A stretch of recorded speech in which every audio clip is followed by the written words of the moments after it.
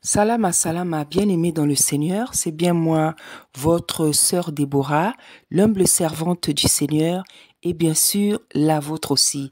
Bien-aimé dans le Seigneur, je vous aime beaucoup dans l'amour du Seigneur. Soyez puissamment bénis. Amen. Je viens parler, bien-aimé dans le Seigneur, des comportements des hommes mariés, les comportements que les hommes mariés ont et qui attristent leurs femmes et qui rendent leurs femmes malheureuses. Voilà, je viens parler des problèmes de couple qui sont dus au mauvais comportement des maris et notamment les hommes mariés chrétiens. Voilà, parce que nous sommes des enfants de Dieu, nous sommes des chrétiens et en fait, voilà, je viens donc dresser au corps du Christ. Si il y a des païens aussi qui écoutent cette vidéo-là, ce message plutôt, ben franchement, c'est aussi pour eux, hein, parce que c'est tout homme marié qui doit rendre sa femme heureuse. Voilà, parce que la souffrance, quand quelqu'un souffre, il souffre. Voilà, la souffrance n'est pas seulement pour les chrétiens ou pour les païens. Quand quelqu'un souffre, il souffre. Voilà, donc je viens parler de problèmes de couple, en fait, comment dire, de comportement des hommes mariés chrétiens, des serviteurs de Dieu, qui rendent leurs femmes malheureuses. Voilà, parce que bien aimé, vous savez, depuis l'histoire du frère Cédric et de la sœur Déborah, le Seigneur m'a beaucoup parlé et le Seigneur continue à beaucoup me parler des problèmes de couple, hein, comment les femmes souffrent, hein, comment les femmes souffrent beaucoup, comment elles sont malheureuses, comment elles sont maltraitées dans leur couple, hein, les femmes mariées chrétiennes, comment elles souffrent, hein, c'est comme le Seigneur aussi, il est juste. Certainement, le Seigneur aussi va me parler des comportements des femmes. Mais pour le moment, c'est vrai que le Seigneur, le Saint-Esprit est en train de me parler de comportement des serviteurs de Dieu, en fait, qui ne traitent pas bien leurs femmes. Voilà, donc j'avais fait cette vidéo, j'avais fait une vidéo sur le frère Cédric et la sœur Déborah. Et en fait, dans cette vidéo-là, je ne m'adressais pas seulement au frère Cédric, je m'adressais à tous les hommes qui se disent serviteurs de Dieu. Voilà. Et après, le Seigneur m'avait donné un message en me montrant Prince Harry, hein, le prince anglais là, le prince Harry. Le Seigneur m'a montré comment il traitait sa femme, la douceur, l'attention avec laquelle il traitait sa femme, Meghan. Voilà. Après, dans les jours qui ont suivi, j'ai rêvé aussi, j'ai vu dans un camion en fait, j'ai vu dans un camion une femme, elle conduisait pas, elles étaient arrêtées. En fait, c'était une femme et à côté de comment dire, la place à côté du conducteur, il y avait une autre femme. Et dans le rêve, c'était cette femme-là qui était à côté, qui était triste en fait, voilà. Donc elle avait une assiette qui était posée sur sur ses cuisses. Donc dans l'assiette, c'était des frites. Voilà, c'était des frites et en fait, elle avait raconté ses problèmes à la sœur donc la femme qui conduisait. Voilà, et elle était triste, elle avait la tête baissée. Donc son assiette il y avait des frites, mais elle ne mangeait pas. Voilà, elle ne mangeait pas parce qu'elle était tellement triste. Hein, elle ne mangeait pas parce qu'elle était tellement triste. Quand je suis arrivée, je les ai vus et j'écoutais ce que cette femme-là, la conductrice, lui disait.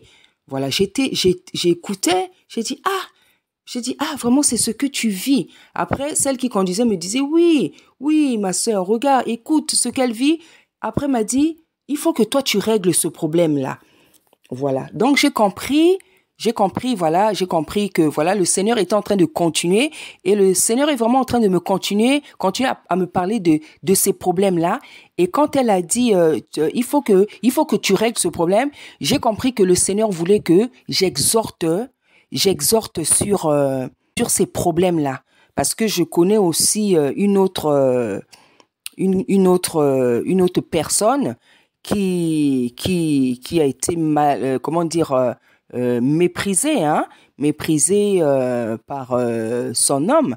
Et elle m'avait demandé, elle m'a dit, est-ce que vraiment aussi tu peux pas parler de ces choses-là? J'ai dit, ben écoute, il y a pas de problème, hein, il y a pas de problème puisque c'est la volonté du Seigneur. Voilà. Donc quand elle m'a dit, il faut que il faut que tu parles de ça, il faut que tu règles ce problème, j'ai compris que le Saint-Esprit voulait que j'exhorte sur ça et encore d'autres sujets qui viennent bien aimer. Donc, je viens exhorter, je viens parler des mauvais comportements des serviteurs de Dieu envers leurs femmes.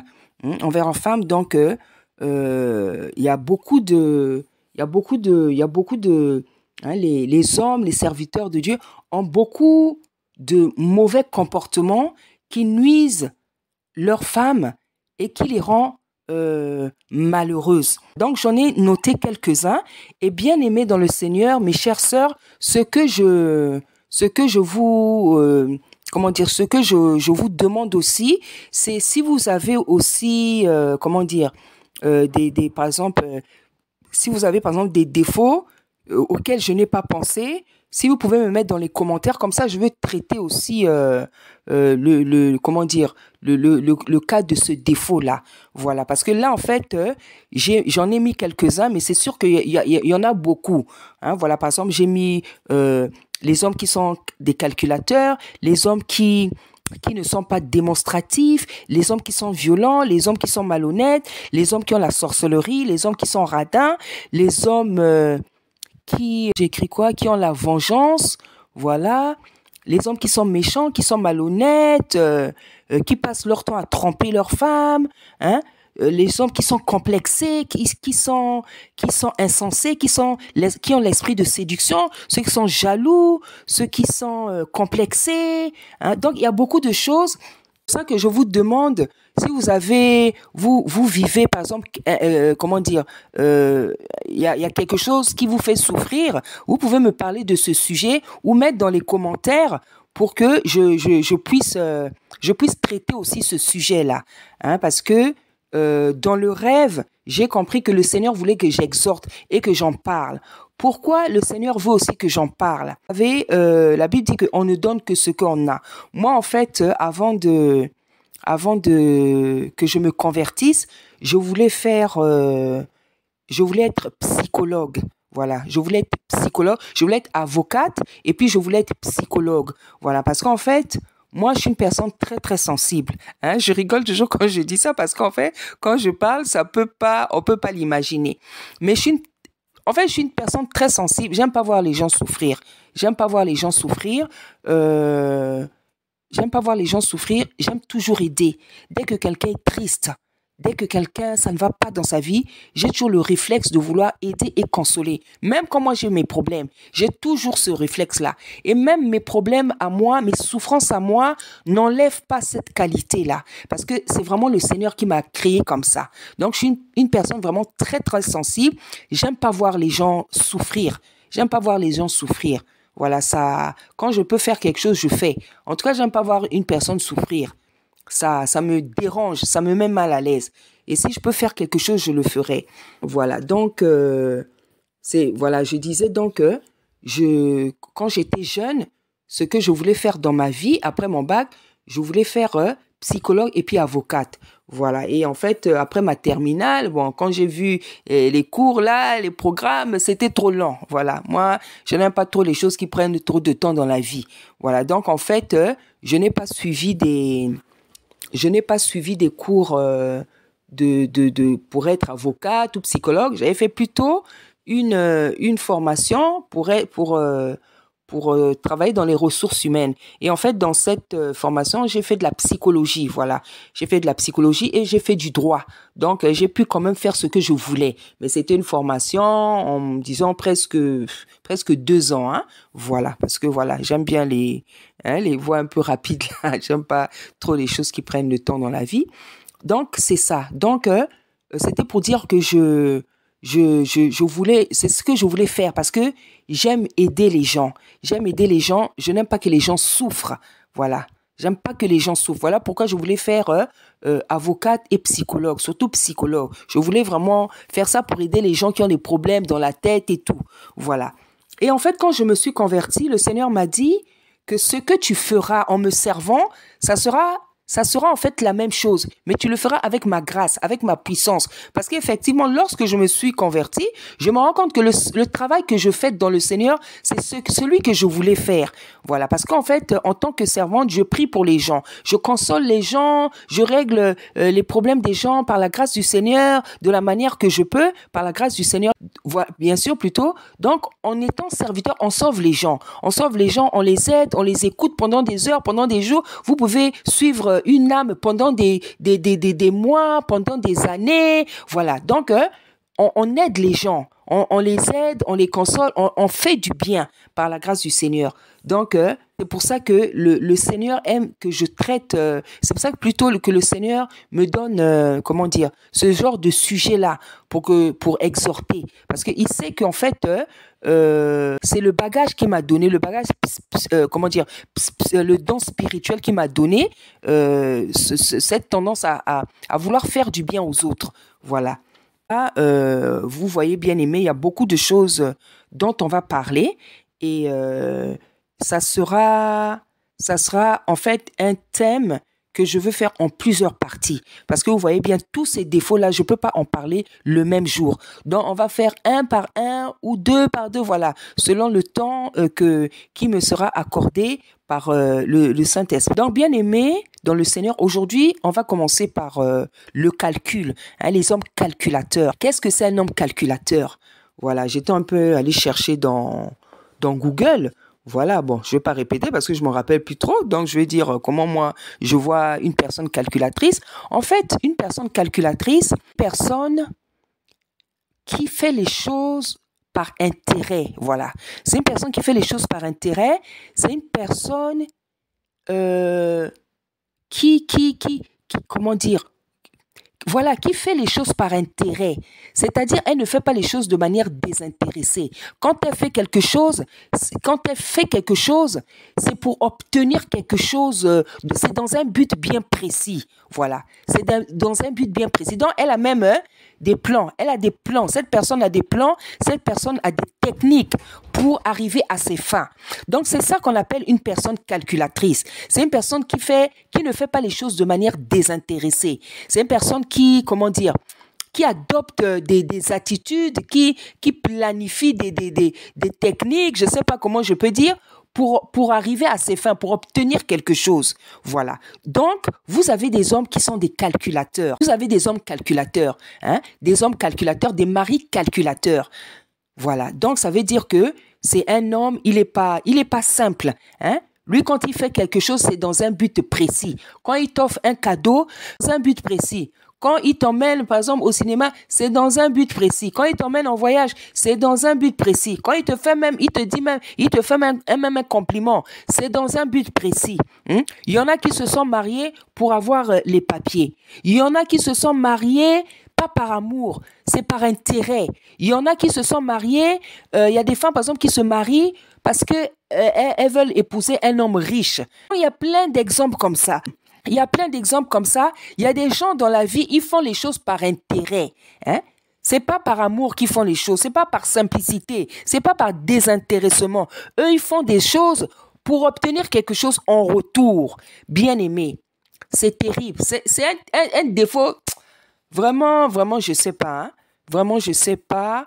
En fait, j'ai du mal. C'est pas que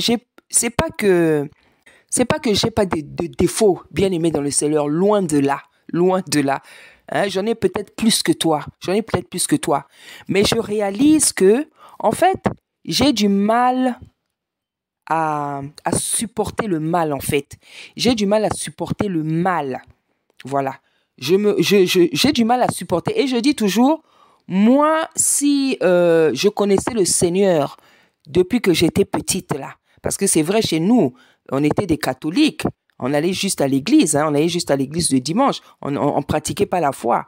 Mais je dis toujours au Seigneur, si tu m'avais fait connaître tes voies dès mon enfance, je serais peut-être je serais déjà passé au couvent. Voilà, moi c'est comme ça que je vois mon enfance, ma jeunesse, tel que je suis là, l'esprit que j'ai là, je serai au couvent. Parce que en fait, il y a tellement de choses que moi je ne supporte pas sur la terre. Hein? Il y a tellement de choses que je ne supporte pas. Voilà, donc vous avez des gens, des maris calculateurs, et vous avez donc même des serviteurs de Dieu qui sont calculateurs, des frères en Christ. Hein? Tu es converti, tu as tu as le Saint-Esprit, mais tu te comportes comme un païen. Tu te comportes comme une personne. Quand on voit tes comportements, on ne peut même pas savoir que tu es un frère en Christ. On ne peut même pas savoir que tu es un serviteur de Dieu. On ne peut même pas savoir que tu es un chrétien. Donc, bien aimé dans le Seigneur, il y a vraiment un souci. Il y a vraiment un souci. La Bible dit que lorsqu'on vient à Christ, nous devenons des créatures nouvelles. Hein?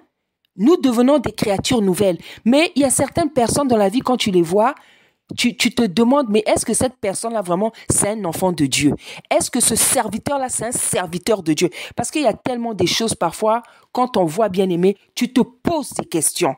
Tu te dis, mais quelle est la dimension de la dimension, le degré de sainteté, hein, de sanctification, de foi même de cette personne-là?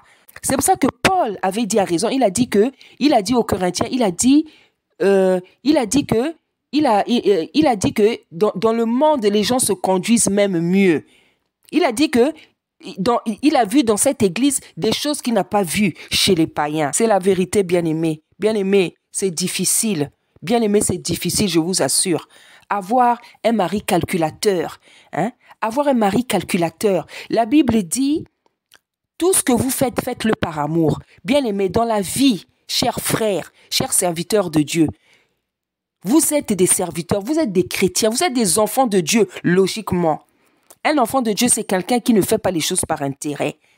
Un enfant, parce que le Seigneur m'a montré, le Seigneur est en train de me parler des femmes qui souffrent. Donc, en fait, je m'adresse aux frères en Christ, aux serviteurs de Dieu qui ont des femmes qui sont mariées, qui font souffrir leurs femmes par de mauvais comportements, par des mauvais traitements psychologiques, physiques. Parce qu'il y en a même qui frappent. Il y en a même qui frappent leurs femmes. Parce qu'il y a des hommes violents qui sont chrétiens. Il est chrétien, mais il est violent. Il frappe sa femme.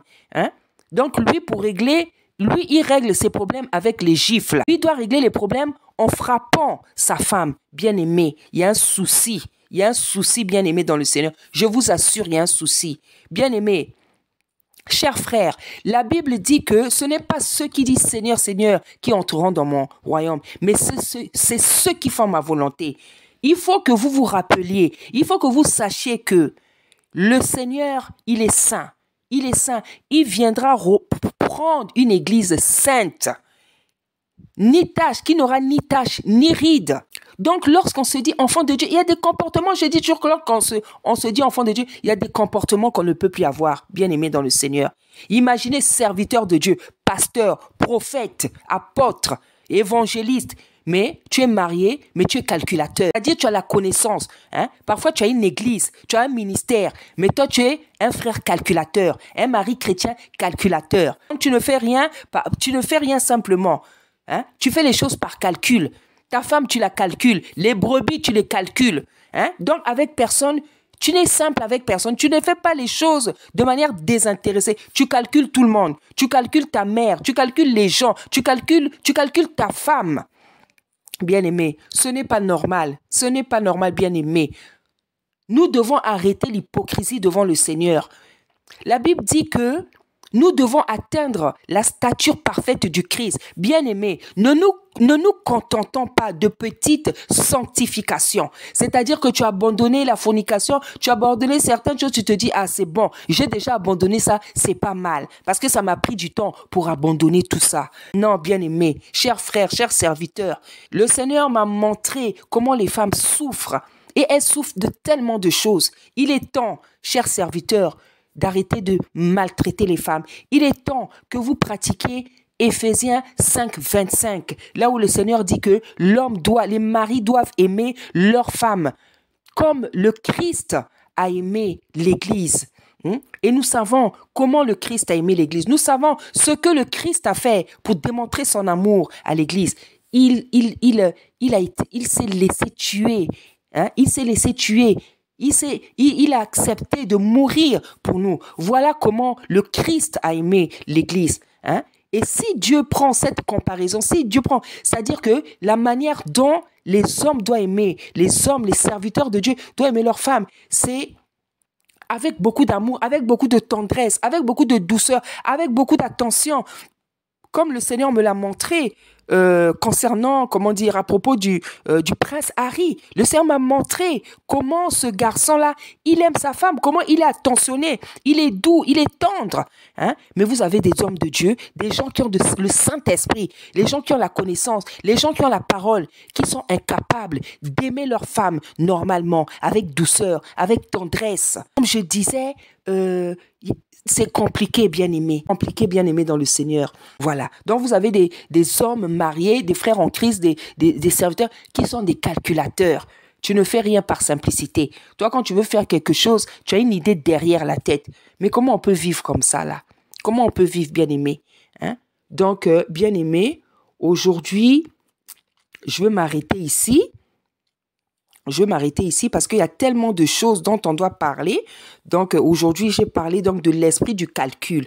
Hein, les hommes qui sont des calculateurs, les serviteurs de Dieu qui sont... C'est pas quelque chose de normal, bien aimé dans le Seigneur. C'est pas quelque chose de normal.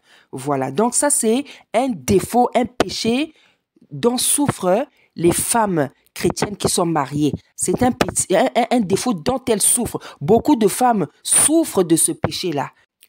Parce que le mari, il est calculateur, à chaque fois qu'il veut obtenir quelque chose de toi, c'est compliqué. Donc, bien aimé, aujourd'hui, on va s'arrêter ici.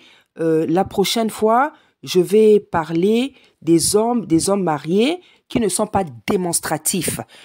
Démonstratifs, c'est-à-dire des hommes qui ne montrent jamais leur amour. Ça, ce n'est pas normal. Ça, ce n'est pas normal du tout. Ce n'est pas normal. Parce que le Seigneur, il nous a démontré son amour. Comment il nous a démontré son amour? C'est en mourant qu'il nous a démontré. Donc, lorsqu'un homme, il aime sa femme, il doit le lui démontrer.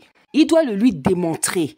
Ce n'est pas normal un homme qui ne le démontre pas. Vous savez bien aimer, hein? Vous savez, dans tous ces défauts, dans tous ces péchés, il y a beaucoup de semences de sorcellerie.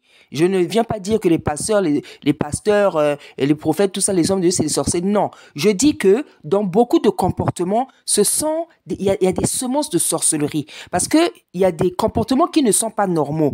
Et en fait, quand il y a des comportements qui ne sont pas normaux, il y a toujours quelque part une certaine sorcellerie qui se cache. Parce que si tu m'aimes, pourquoi tu ne vas pas me montrer que tu m'aimes? Si tu m'aimes, pourquoi tu ne vas pas me le montrer? Pourquoi tu vas bloquer? Il y a quelque chose qui ne va pas. Donc, ce n'est pas de l'amour. Donc, bien aimé, mes chères sœurs, je ne viens pas endurcir le cœur des femmes contre leur mari. Loin de là. Le Seigneur sait pourquoi il m'a donné ce sujet-là. Voilà. Il m'a donné ce sujet parce qu'il sait que je suis capable d'en parler avec amour. Et moi-même aussi dans ma vie, je suis passée par des choses. Voilà. Des choses que j'avais acceptées quand j'étais dans l'ignorance. Des choses que j'ai refusées quand j'avais la connaissance du Seigneur, connaissance de la parole. Voilà. Donc, le Seigneur, s'il me donne ça, je ne viens pas endurcir le cœur des femmes contre leur mari. Je ne viens pas encourager les femmes à divorcer, non. Je viens aider mes sœurs à ouvrir les yeux, à leur faire comprendre que dans la vie, il y a des choses qu'on peut accepter, il y a des choses qu'on ne peut pas accepter. Le mariage, c'est une bénédiction. Il n'est pas dit que le mariage, c'est un endroit, c'est une situation où tu dois voir toutes des sortes de choses bizarres. Le mariage, c'est pas une malédiction. Bien que l'apôtre Paul ait dit que les gens qui auront marié auront des problèmes. Avoir des problèmes, ça ne veut pas dire que la vie doit devenir un enfer. Parce que si le mot problème existe, le mot solution aussi existe. Et moi, je me dis toujours, quand un homme aime sa femme, ils peuvent traverser vents et marées. En tout cas, ça va toujours aller. Ils vont toujours trouver des solutions à leurs problèmes. Et c'est l'amour qui fait ça. Parce que la Bible dit que l'amour est le lien de perfection. En fait, l'amour, c'est un sentiment indestructible. L'amour, c'est un sentiment indestructible. Voilà. Donc, tant qu'il y a l'amour, si cette relation, ce mariage-là, il est assis dans l'amour et scellé par la parole de Tata Nzambe, personne ne pourra détruire ça. Et c'est bien pour ça que le Seigneur dit que personne ne détruit ce que Dieu a lié, en fait, a uni. Voilà. Parce que on ne peut pas détruire ce que le Seigneur a uni. Donc, bien aimé dans le Seigneur, aujourd'hui, je m'arrête là. Donc, aujourd'hui, j'ai parlé des maris chrétiens calculateurs. C'est un très mauvais défaut. C'est un très vilain péché. Il faut vraiment que les frères, les pasteurs, les hommes de Dieu cherchent la délivrance. Parce que c'est pas parce que tu es pasteur, c'est pas parce que tu es prophète, c'est pas parce que tu es évangéliste, c'est pas parce que tu es apôtre, c'est pas parce que tu es docteur que tu ne peux pas avoir des liens. Que tu ne peux pas avoir des liens, que tu ne peux pas avoir de péché. C'est pas parce qu'on est homme de Dieu ou femme de Dieu qu'on ne peut pas. Non, nous cherchons tous la délivrance. Et le Seigneur, en nous donnant des messages, c'est comme ça qu'il nous aide. Que les femmes, nous qui sommes les femmes, nous aidons nos sœurs qui sont des femmes et que les hommes aussi, ils reçoivent des messages et ils aident aussi les plus jeunes. Donc voilà, c'est ça, bien aimé. Aujourd'hui, je vais m'arrêter ici. Donc, la prochaine fois, comme j'ai dit, on va parler des hommes mariés chrétiens qui ne sont pas démonstratifs. Ça aussi, c'est un autre fléau dont souffrent beaucoup de femmes. Donc, la prochaine fois, c'est de ça qu'on parlera. Soyez puissamment bénis, bien-aimés dans le Seigneur, au nom puissant d'Isaïe. Amen.